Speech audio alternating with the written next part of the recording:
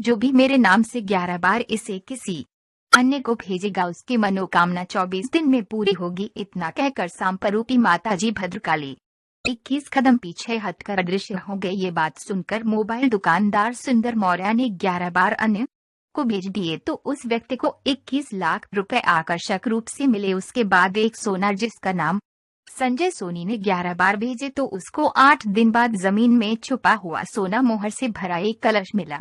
उसके बाद एक लड़के ने 10 बार भेजे तो उसे नौकरी मिल गई। एक व्यक्ति ने झूठा समझकर रोक दिया तो उसका बहुत नुकसान हुआ और उसकी नौकरी चली गई। एक बहन को स्वाइन फ्लू की बीमारी थी, उसके बचने की कोई उम्मीद नहीं थी तो उसने अंशु यादव नामक लड़के की बात सुनी और 11 बार भेजने की बात की तो वह ठीक हो दाम महोला गांव के अभिषेक बैठा और 10 लोगों ने मिलकर 10 को भेजा तो 60 मिनट में ही 15 लाख का लाभ हुआ। हर व्यक्ति से हमारी प्रार्थना है कि वे इस संदेश को डिलीट न करे, से अधिक लोगों तक पहुंचाए। निवेदक समस्त ग्रामवासी, गोरखपुर जिले के गगरा गांव के पोखरे के पास नवनीत सिंह।